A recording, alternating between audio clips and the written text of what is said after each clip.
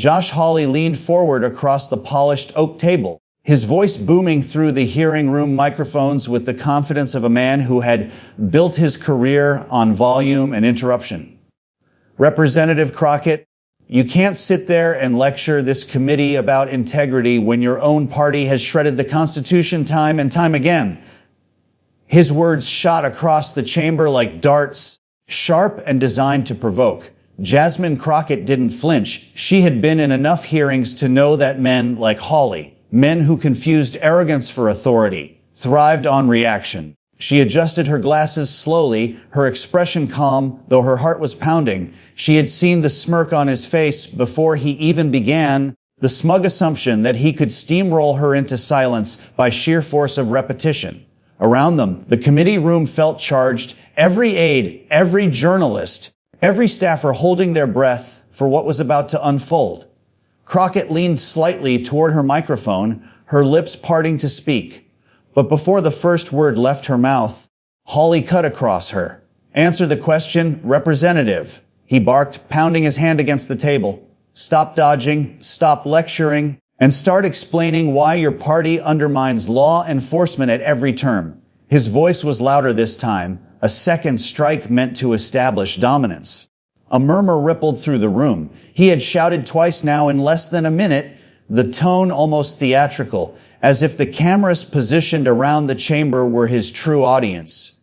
Jasmine inhaled slowly, biting back her instinct to snap. She knew the trick. He wasn't asking a question he wanted answered. He was setting a stage, hoping she would stumble, hoping she would rise to anger and give him a soundbite to replay across conservative media for the next week. But Crockett had learned long ago that the best counter to a bully wasn't shouting louder. It was precision, control, and timing. She glanced down at her notes, not because she needed them, but because she wanted to show the world she wouldn't be rushed. Senator Hawley. She began evenly. If you would allow me. He jumped in again, voice echoing with that trademark Missouri thunder. No, don't try to redirect me. This isn't about what you want to talk about, Representative.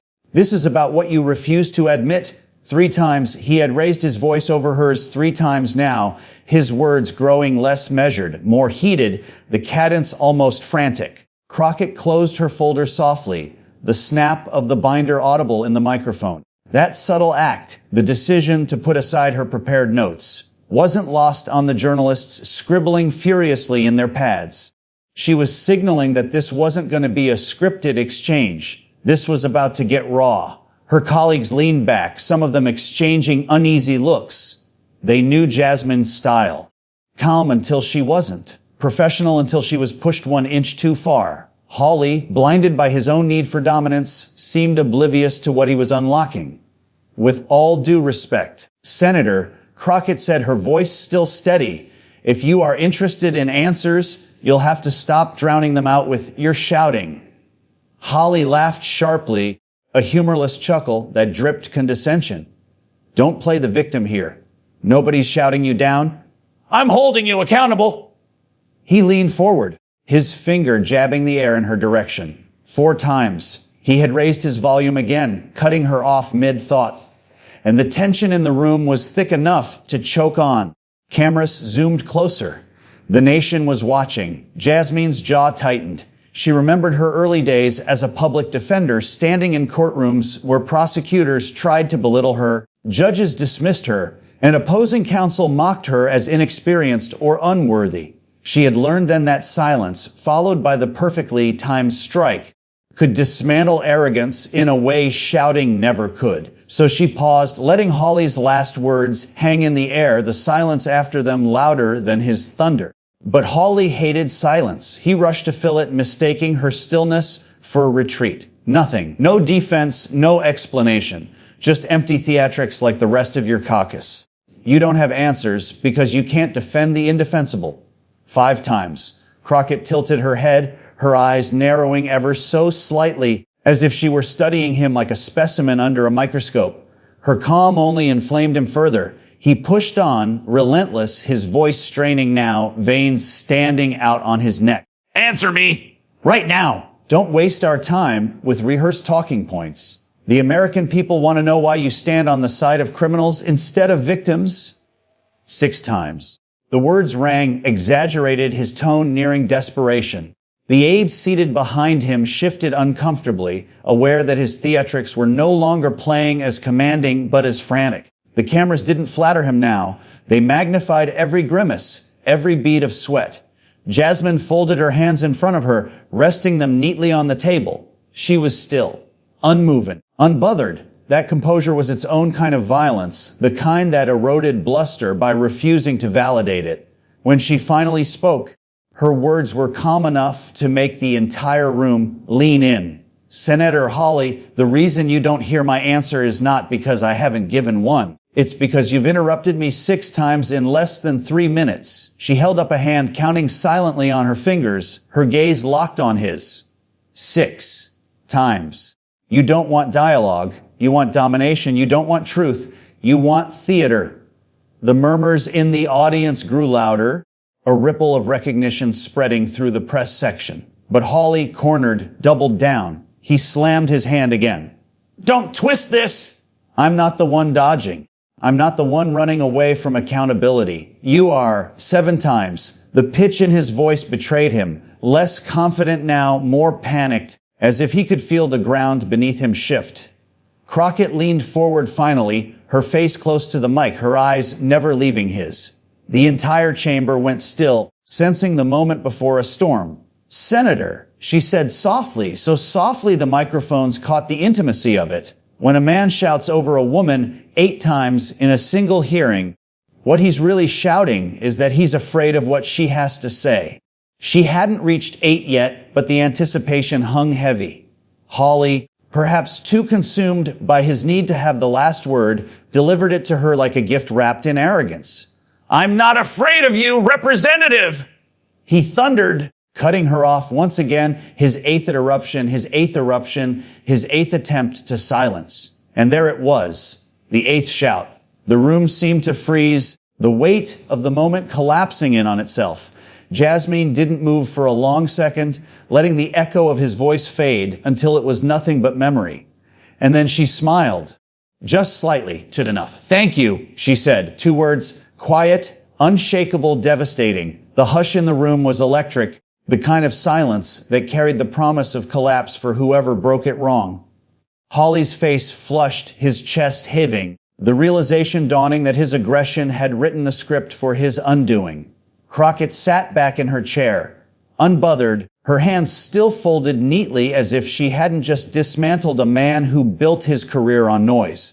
The silence that followed Jasmine Crockett's quiet, "Thank you," seemed to stretch across eternity, and for the first time that morning, Josh Hawley appeared visibly unsettled. His eyes darted toward the gallery, toward the cameras, as though searching for reassurance that his display of dominance had landed. But what he saw was a room transformed, reporters leaning forward with pens frozen mid-air, colleagues exchanging raised brows, even his own staffers suddenly unable to meet his gaze. The outburst that he had meant to showcase as strength had instead painted him as a man out of control, and the weight of Crockett's restraint only amplified that perception. Hawley straightened in his chair, attempting to recover, plastering on the faint smirk he used when he wanted to project unshakable confidence. Well, Representative, he said, voice tight, I suppose you think you've made your point, but the American people can see through this little performance. His words were measured now, an attempt to reel himself back from the cliff, but the tremor in his jaw betrayed him. Crockett did not smile again. She simply tilted her head slightly, a gesture that read less like amusement and more like recognition that he was trying and failing to rebuild the narrative. Performance, she echoed, her tone deliberate, her pacing unhurried. Senator, if this is performance, it is yours. You've interrupted me 8 times. 8. Not once to ask for clarification, not once to hear my perspective. Only to silence me. If that is not performance, then I don't know what is. A ripple of applause broke out in the gallery, quickly silenced by the gavel of the presiding chair. But the damage was done. The audience had betrayed where their sympathies were leaning. Hawley's jaw clenched. He leaned forward again, But this time his voice wavered between restraint and anger. "Don't misrepresent me. I will not sit here and allow you to twist my intent. My passion comes from defending the people of this country, not from fear of your rhetoric." Crockett raised an eyebrow. "Passion?" she asked, her voice quieter now, almost conversational. "Senator, when a man shouts at a woman for 3 minutes straight, pounding the table like a fist is his only instrument, the only passion he reveals is for control." Her words lingered in the air, their simplicity more devastating than any shouted rebuttal could be. The cameras caught Hawley's face in a close-up, his smirk faltering, his lips pressed thin. He opened his mouth as if to respond, then shut it, realizing that another eruption, would only confirm the truth she had just laid bare. The room seemed to lean toward Crockett now, as though gravity itself had shifted. She took the opportunity not with volume, but with precision. "Here's the truth," she said, her voice calm and steady. "You don't shout because you're right. You shout because you're afraid.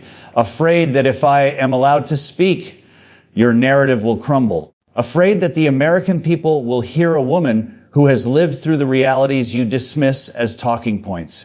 Afraid that you cannot control the truth, so you attempt to silence it." Her words were measured, but each carried the weight of decades of history, centuries of silenced voices finally breaking through. Hawley exhaled sharply, gripping the edges of his desk as though it alone kept him tethered. "That is a gross mischaracterization," he said, his voice clipped. "I raise my voice because the issues at hand demand urgency, because we don't have the luxury of sitting idly by while your party destroys our nation's security." Crockett leaned back in her chair, folding her hands across her lap. "Urgency without listening," she replied softly, "is chaos, and chaos disguised as patriotism is still chaos." The phrase landed like a hammer. Chaos disguised as patriotism. It was the kind of line that begged to be replayed, retweeted, etched into the digital consciousness of the nation. The journalists knew it. They were already scribbling furiously, some whispering the words aloud as though to confirm they hadn't misheard. Hawley knew it too, and the panic flickered across his face. Visible to anyone watching closely, he tried to recover, reaching for his prepared notes, fumbling slightly as he shuffled through the pages.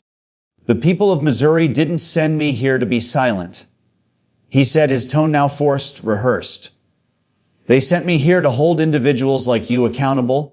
Representative Crockett, when your policies undermine our freedoms." Crockett nodded slightly as though acknowledging his right to speak, but not his attempt to dictate the truth. "And the people of Texas sent me here," she replied, "to ensure that when men like you confuse shouting with leadership, someone is there to remind the nation what real accountability looks like." There it was again, calm, sharp, impossible to refute. Hawley's voice rose once more, his frustration boiling over. "You think you can shame me into silence. You think you can sit there with your smug lines and win a debate through theatrics. This isn't theater. This is reality." He struck the table again, the sound reverberating through the chamber. The 8th time had already passed, but the 9th landed like an echo of desperation. Crockett didn't move, didn't flinch, didn't even blink. She simply looked at him, her expression unreadable, and said, "If this is reality, Senator, then reality has indicted itself." The gavel struck again, the chair attempting to restore order, but the damage was irreversible. The line hung in the air, undeniable, unforgettable. The hearing adjourned moments later, but the battle wasn't over. Outside the chamber, the press swarmed like bees to honey, microphones thrust into Crockett's face, cameras flashing. "Representative, how did it feel to be shouted over so many times? Do you think Senator Hawley crossed a line? What do you say to critics who accuse you of grandstanding?" Crockett paused, her eyes scanning the sea of faces, and then delivered a response that was neither defensive nor combative, but piercing. "Speaking while being shouted down is grandstanding," she said.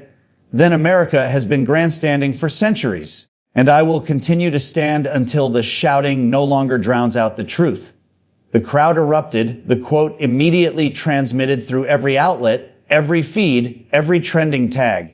And behind her, in the shadows, Hawley slipped out a side door, his face tight, his staffers whispering frantically in his ear. He knew what was coming, the headlines, the clips, the analysis. He had raised his voice 8 times, and in doing so, he had handed Crockett the weapon she needed. The storm outside the chamber unfolded in waves, spreading across social media like wildfire. Within minutes of adjournment, clips of Josh Hawley shouting over Jasmine Crockett had gone viral, spliced together into a brutal montage. His finger jabbing, his voice cracking with volume, his fists slamming the table, contrasted with Crockett's steady composure, her eyes calm, her voice clear. The hashtags multiplied by the second. Fake Crockett calm, Faye Hawley shouts, Faye reality index itself. By the time Crockett stepped out of the building, escorted by a cluster of aides, her phone was buzzing so furiously with notifications that her staff had to switch it to airplane mode. Meanwhile, Hawley was barricaded in his office, aides scrambling to spin the narrative before it crystallized into something permanent. We'll call it passion. One aide suggested desperately. We'll say it proves you care more than she does. Hawley shook his head violently, pacing the carpet, his tie loosened, his palms sweaty. No, he muttered. They'll say I lost control. They'll say I shouted like a child. His chief of staff tried to soothe him. Senator, the base will stand by you. They like a fighter. But Hawley wasn't thinking about the base. He was thinking about the independents, the suburban moderates, the journalists replaying Crockett's final line on a loop. If this is reality, Senator, then reality has indicted itself. It echoed in his ears like a gabble he couldn't silence. Crockett, by contrast, sat calmly in the back seat of a black SUV, her hands folded in her lap. Her staff buzzed around her, reading aloud coverage from the networks. MSNBC has already called it a defining moment, one aide said. CNN's panel is unanimous. They're saying you outmaneuvered him without raising your voice once. Another chimed in. Even Fox is cutting clips of his shouting, framing it as passion, but the visuals don't lie. Crockett finally spoke, her voice steady but tinged with fatigue. I didn't come here to go viral, she said. I came here to legislate. But if the only way to be heard is to endure being shouted down, then maybe the country needs to see what that looks like. She looked out the window as the Capitol faded from view, her reflection staring back at her. She wasn't smiling. She wasn't celebrating. She was measuring the moment, understanding its weight, but also its cost. For Crockett, every confrontation carried echoes of history, the women silenced, the black voices dismissed, the endless assumption that control belonged to the loudest man in the room. What Hawley had given her was not just an opening, it was proof. Proof of what she had always known, but what America needed to witness in real time.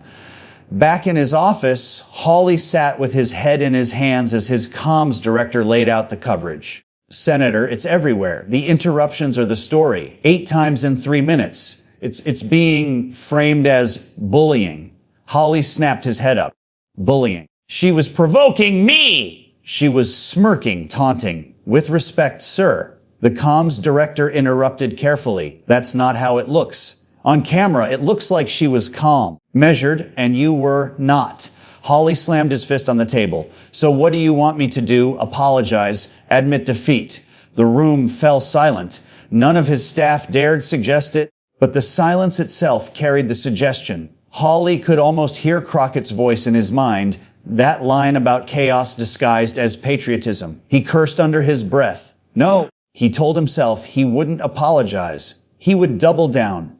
Draft a statement, he ordered finally.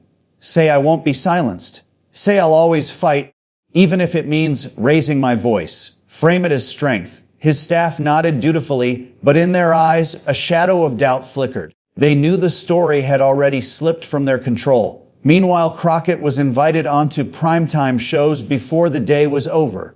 She appeared on one network after another, each time refusing to escalate, each time returning to the same theme, the importance of being heard.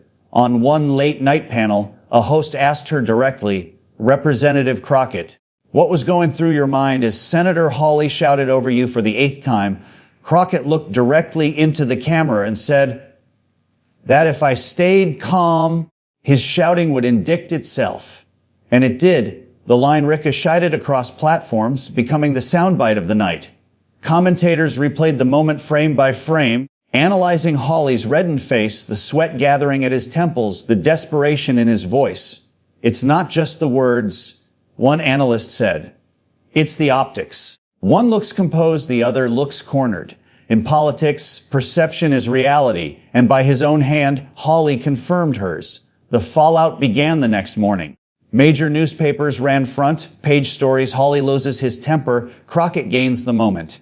Editorials dissected the gender dynamics, the racial undertones, the broader symbolism. Activists clipped Crockett's calm rebuttals into inspirational montages. Memes spread showing Hawley red-faced and shouting under captions like passion or panic. His supporters tried to rally, framing him as a fighter unwilling to back down. But the more they shared the clips, the more obvious the optics became.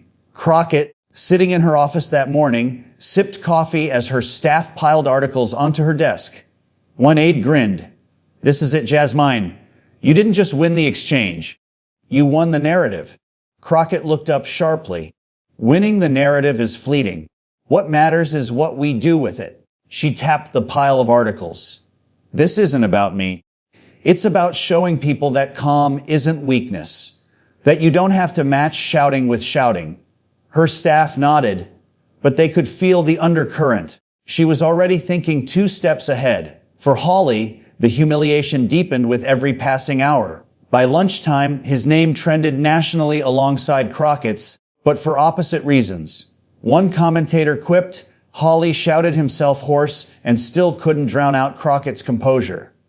Another said, "If you ever want to teach a child why yelling doesn't equal winning, show them this clip." Hawley avoided the press all morning, slipping through back hallways, his aides whispering frantically about damage control. But everywhere he turned, screens replayed the moment he lost control.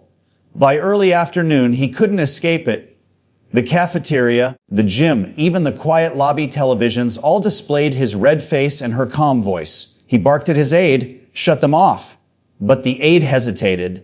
"Senator, people are watching this like it's a prize fight, and they've already decided who won." Hawley slammed the elevator button, his reflection glaring back at him in the mirrored doors. For the first time in years, he felt something he hadn't expected, not anger, not indignation, but fear. Fear that one moment, 8 interruptions and 1 devastating line, might haunt his career longer than any bill or speech he ever delivered. By the 3rd day, the confrontation had consumed Washington. What had begun as a tense hearing had metastasized into a full-blown political saga, every outlet dissecting not only the words, but the symbolism, the optics, the deeper implications. In committee rooms, halls, and cable studios, the phrase, "reality has indicted itself," was repeated like scripture. Hawley tried to bury himself in business as usual, appearing in his office with sleeves rolled up and stacks of documents as props. But it was clear that the damage was no longer containable. In closed-door meetings, even allies warned him in hushed tones that he had lost ground. "Josh, you gave her the soundbite of the year," one senior senator said, shaking his head. "You shouted. She stayed calm. People remember that contrast." Hawley bristled. "So what? Since when do optics matter more than substance?" The senator's response was surgical. "Since forever, optics are substance." Hawley was left speechless. The realization gnawed at him. He had handed Crockett a weapon not through her maneuvering, but through his own impulses, his own inability to hold back the roar he believed was strength. Crockett, meanwhile, was everywhere. Invited to town halls, interviews, panels, and rallies, she handled the sudden wave of attention with an even hand. At one televised town hall in Texas, an audience member stood up and asked, "Representative Crockett, what gave you the courage to stay so calm when Senator Hawley shouted over you 8 times?" She paused, looked out into the audience, and replied, "I didn't need courage. I needed clarity. I knew if I matched his volume, the truth would drown. I stayed calm so you could hear it." The crowd erupted, the moment instantly clipped and uploaded, further sealing her reputation as someone who understood the power of restraint in a world addicted to noise. For Crockett, the victory was never about humiliation. It was about changing the frame. And yet, Behind her calm, she understood the gravity of what had shifted. She had not only neutralized Hawley, she had exposed a wider sickness, the belief that power belonged to whoever could shout the loudest. But Hawley could not let it go. On the fourth day, against the advice of his staff, he called a press conference. Standing before a wall of American flags, he leaned into the podium with a look of grim determination. "I will not apologize for passion," he declared, his voice loud but carefully measured. "I will not apologize for defending this country with every fiber of my being. And I will not be shamed by those who confuse calmness with competence." His words hung in the air, rehearsed and deliberate, but even as they left his mouth, the room felt hollow. Reporters' questions cut sharper than his statement. "Senator, do you regret interrupting Representative Crockett 8 times? One asked. He bristled. "I regret nothing. I regret that our opponents play the victim card instead of debating honestly." Another followed, "What about her line that reality has indicted itself? Do you believe your shouting helped her prove that point?" His face darkened. No more questions. He turned and left, the clip already being trimmed into another viral cycle before he even reached his office. That evening, Crockett made no press appearances. She stayed in her office long after her staff had gone home, the city skyline glowing through the window. Alone with her thoughts, she replayed the hearing in her mind, not as triumph, but as testament. She thought of the countless times women before her had been silenced, shouted down, ignored, and how one moment could not erase centuries of struggle. She also thought of Hawley, not with glee or contempt, but with a kind of quiet recognition. She knew he would keep shouting, keep swinging, because men like him didn't know another way. And she knew that her role was not to silence him, but to show the nation what it looked like when the shouting no longer worked. At midnight, she gathered her notes, stood, and walked out of the office with a simple resolve. This was bigger than one debate, bigger than one man. It was about resetting the very definition of leadership. The final twist came not in a chamber or on a stage, but in a leaked clip, footage from behind the hearing room where Hawley, moments after adjournment, had been caught on a hot mic muttering, "She made me look weak." The clip spread like wildfire. Overnight, the headlines shifted from analysis to autopsy. Hawley admits defeat in hot mic moment. Crockett didn't just end the argument, she ended the illusion. By morning, the chant began in rallies across the country. Weak! Weak! Weak! Hawley, once the shouter, was now defined by his own confession, his own voice betraying him more than any opponent could. Crockett, when asked about the clip, gave no triumphant statement, no gloating remark. She simply said, "I don't need to respond. He already did." And with that, she turned and walked away, leaving the cameras to capture not her words, but her silence, a silence louder than all 8 of his interruptions combined.